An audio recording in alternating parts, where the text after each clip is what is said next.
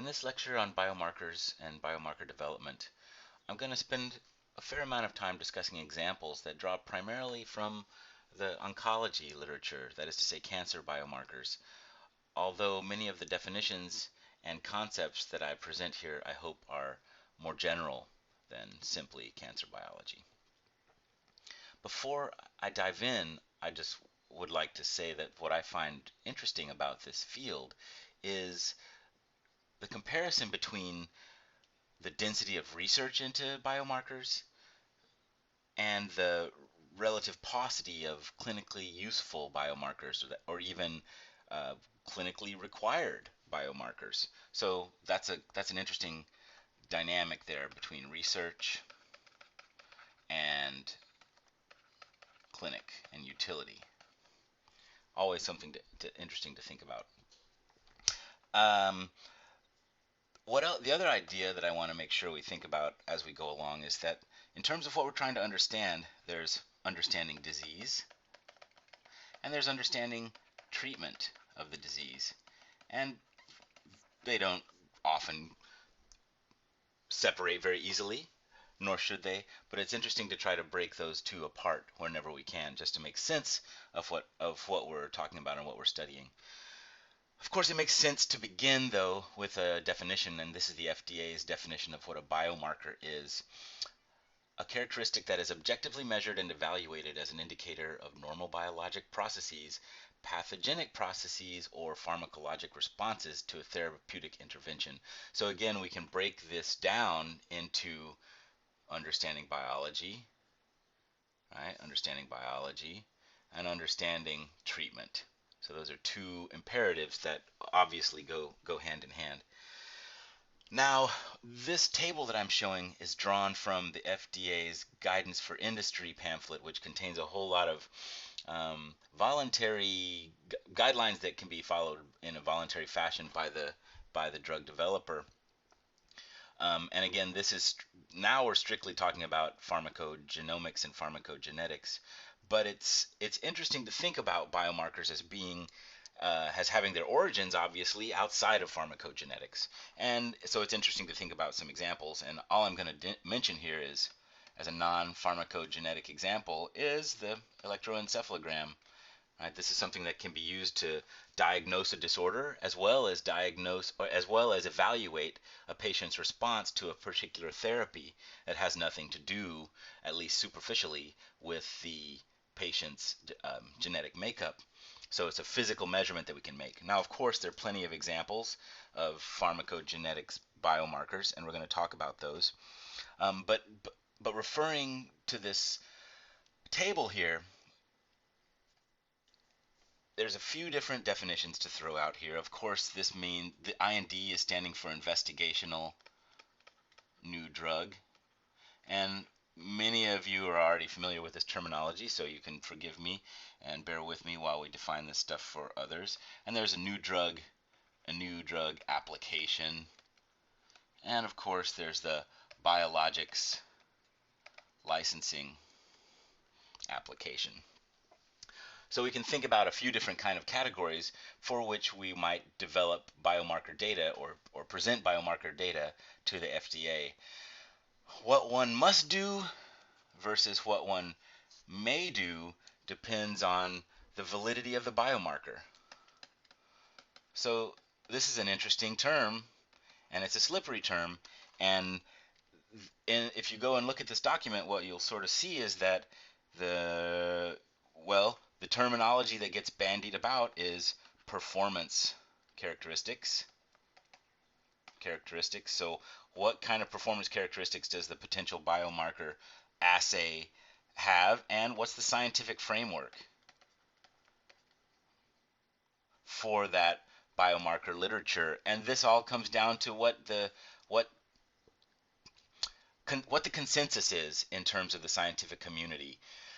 And of course, we all know, without going into too much detail there, how slippery that consensus can be. In any case, though, the FDA is looking for some kind of concrete evidence that the biomarker has merit, and if that's the case, we'll call that a known valid biomarker, then that's a place where we must be submitting. If we have a test that we know is valid, then we must be submitting data for that. And otherwise, the guidelines are more voluntary in nature, regardless of what kind of drug application you're doing. But of course, the FDA is always welcoming the inclusion of pharmacogenetic data.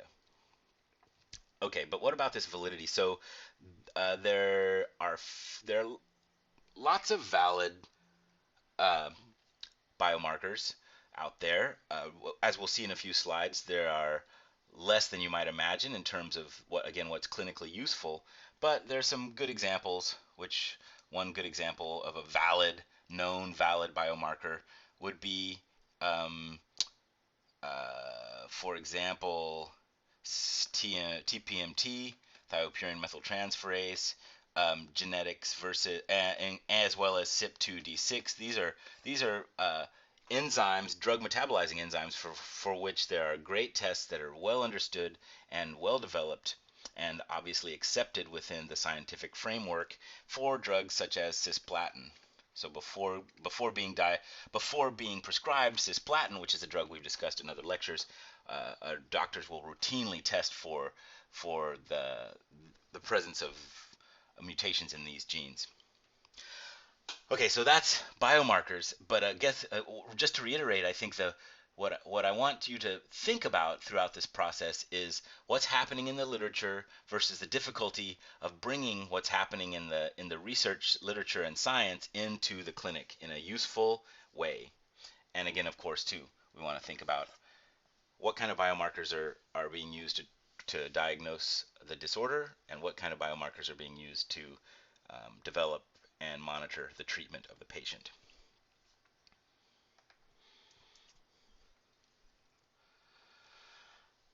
Okay, now we've seen this stuff before.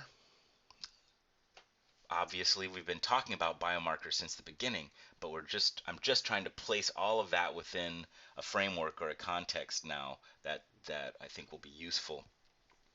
Obviously, as I mentioned in the previous slide, drug metabolizing enzymes are an important part uh, of pharmacogenetic biomarkers. So we want to know the phenotypes, and we also are going to use those in judging the clinical response to particular therapies. Both of those are critical. Maybe we would even say that in terms of drug metabolizing enzymes, it's the clinical response to a therapy that we're really most often interested in. But we've also talked about induction of resistance, and of course, resistance is something we've discussed as important to many cancers. And oftentimes, not strictly the case, but the resistance that's developed after the presentation of the tumor of a particular chemotherapy might be the induction of transporters. So this is a bit of a usual suspects kind of issue that I'm trying to make clear to you that all this fits into a framework for which we have already constructed.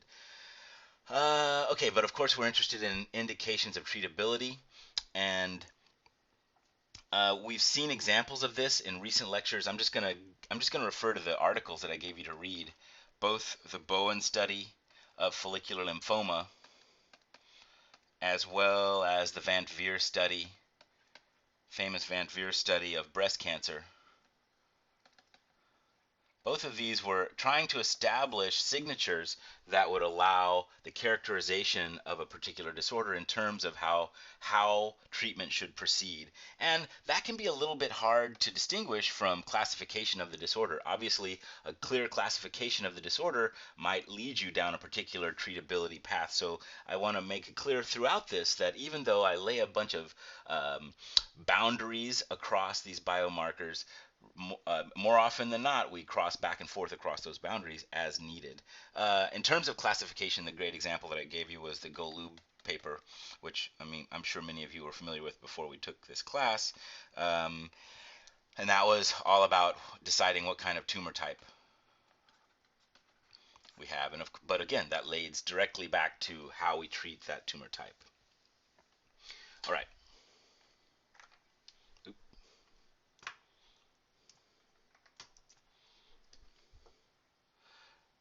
Okay. Now, I also want to present background information. So this is really maybe just about deepening our pharmacological background knowledge or organizing that knowledge in some way. And again, some of the readings that I've given you to look at for biomarker development and some of the slides I'm going to present a few slides on refer to this ATC classification scheme, the anatomical therapeutic chemical classification scheme. I'm not going to run into it very deeply other than to point out a lot of what we're going to be talking about would fall into the L category drugs, the anti-neoplastic drugs. And I like this kind of characterization. Various, of course, many drugs have place within a variety of anatomical or therapeutic contexts. But something I really like this about this chart, it kind of relates back when you had biochemistry. I'm sure you learned about the enzyme numbering system or the enzyme classification system, and that allows for the very simple straightforward classification of enzymes according to the chemistry that they perform. And one of the wonderful things that falls out of that is that there's actually a very limited, just in terms of the categories, numbers of kinds of chemistry that enzymes are performing. Anything that we see an enzyme doing, we can place them somewhere within that the context of very few numbers. Similarly here, it's interesting to think about what kind of diseases there are to treat with pharmacological therapies. Okay, but in any case, I'd just like you to pay attention to this. We're not interested in memorizing any of this, but it's always useful to go back and think about what context the therapeutic agent we're discussing falls in.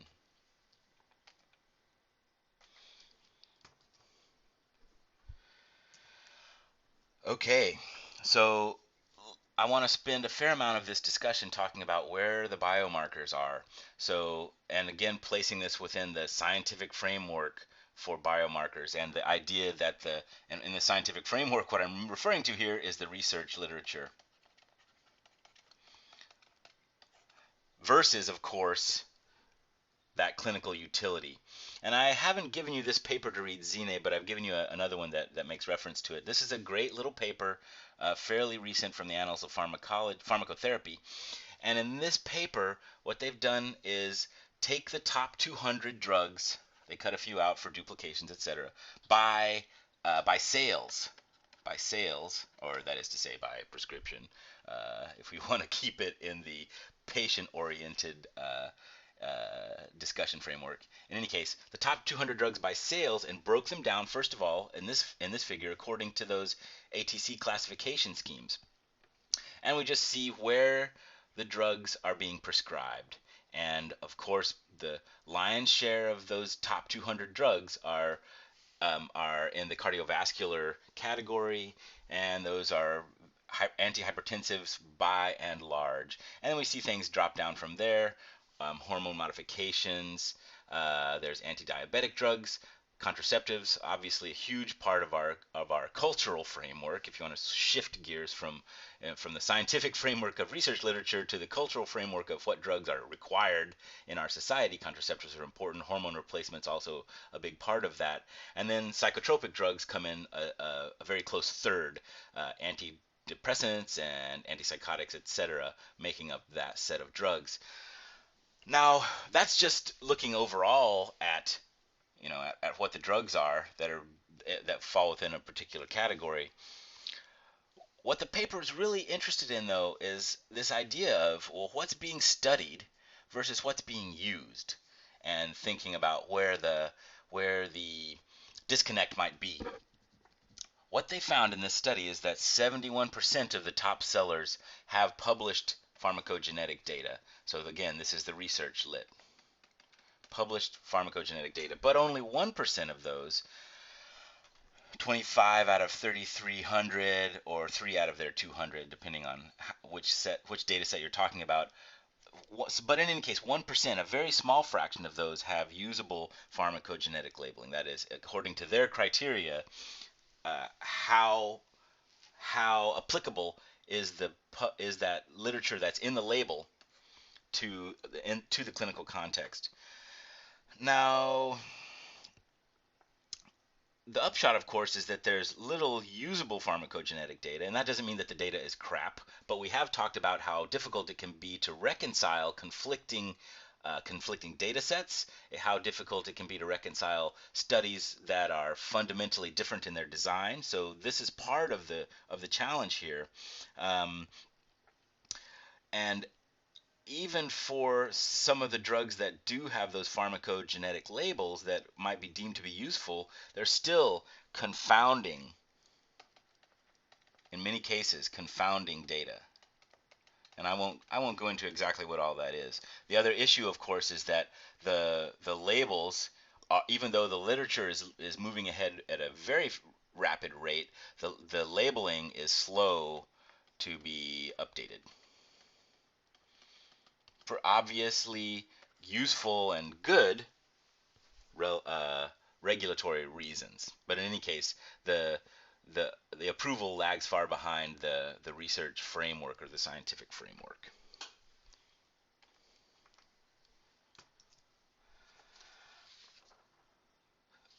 Jumping over to another paper which I gave you that's sort of studying the same problem, we see that that the idea that the body of evidence is growing rapidly, and of course this corresponds to the availability of technology especially easy sequencing, and we see that the lion's share of those pharmacogenetic labels appears in the last 20 years or so.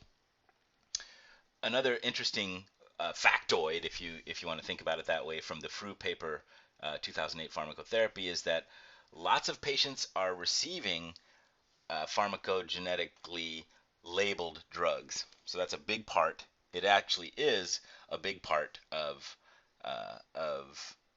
the the patient experience.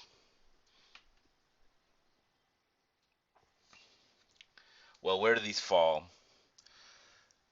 Again, this is a useful little figure, partly because it places our current discussion in the framework of our previous discussions. So there's drug metabolizing enzymes. So just looking at that top category, the cardiovascular disorders, 13% of the labeling of the data. I'm sorry, we're back in the scientific framework now. 13% of the literature is referring to is referring to drug metabolizing enzymes.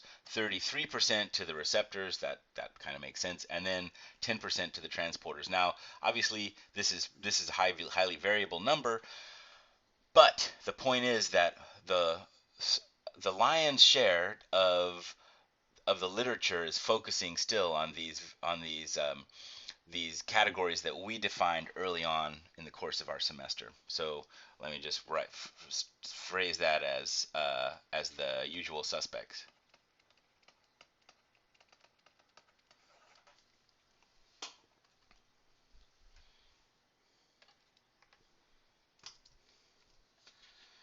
Okay, now I have a couple of slides here, and this is very straightforward stuff too. But I think it's useful to again to contextualize all of this. Um, when we look at what these labels refer to, we see that the vast majority of them are referring to drug metabolizing enzymes, mostly CYP2D6 and CYP2C19. And maybe we'll come back to that in a few minutes, but the SIPs, of course, where we began this semester, are critically important in terms of the labeling. And again, remembering that the labeling is years behind the scientific framework or the research framework. It's also useful to just refer to or reference quickly what some of these other categories sort of might be. But let's go back and point out that here in parentheses there's the number of ATC categories that are populated by these different kinds of markers, and so 15 categories or so, CYP2D6 falls within. Similar distribution for CYP2C19. Um, Interestingly, CYP1A1, I can't remember exactly which one that's referring to. Maybe you can go check that and let me know. Of course, UGT and TPMT, as I already mentioned. Some other interesting ones, however, are G6PD. So this is a metabolic probe, glyceraldehyde. Sorry, glucose G6PD. Shoot, let me. Um, Glucose 6 phosphate dehydrogenase. Yeah, sorry, had a little brain fade there. But a lot of other receptors. And here I'm not talking just about, well, receptors, and let's broaden that to say signal transduction pathways, right? Because obviously you see, not only do you see EGFR here, but you also see KRAS. So we remember, I'm not going to elaborate on those, but we can remember in previous discussions we've talked about the relative importance of copy number for EGFR, expression levels for EGFR, mutation status for KRAS, right? But those falling into a distinct category again from the drug metabolizing enzymes. Others that are interesting and worth pointing out, and again, in terms of the Gleevec discussion we had a few weeks ago, this guy, Philadelphia chromosome, being an easy target in terms of identification of the disorder. One other last one that I'm going to refer to here is the UCD panel. This is referring to the urea cycle disorder panel. What is the panel? Well, okay, this is an interesting one because, and feel free to correct me on this. I welcome that. But as far as I can tell, this is really a metabolic panel. This is mostly characterized by mass spectroscopy in terms of small molecule metabolites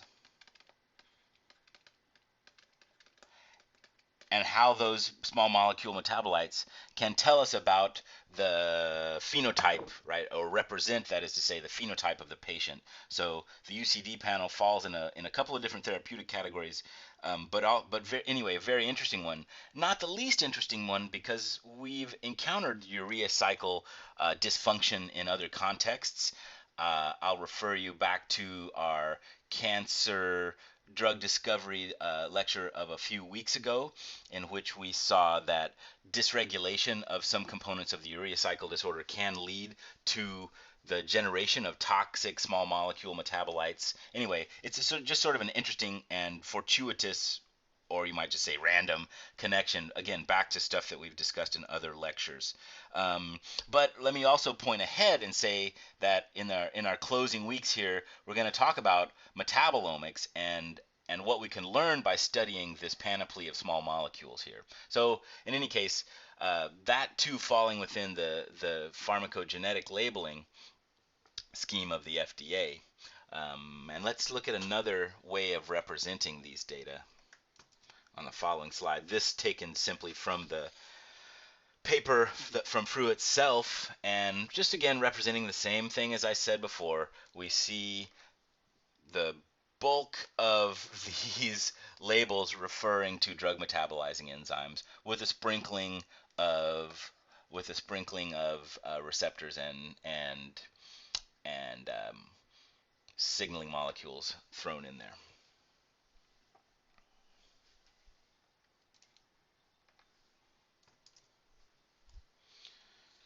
Now, okay, on this slide, back to the Xena paper, what's interesting to point out, and what those authors are at pains to point out, and this again is back in 2006 or 2008, I believe, so things have probably shifted around a little bit, but the point here is that only in a few cases of all of the labels that are out there, and if you go to the FDA's PG labeling website, you'll see, I've referred to that page a few different times, you'll see the large number, some 100 different labels that are out there. Only a few of those rise to the level of a required test.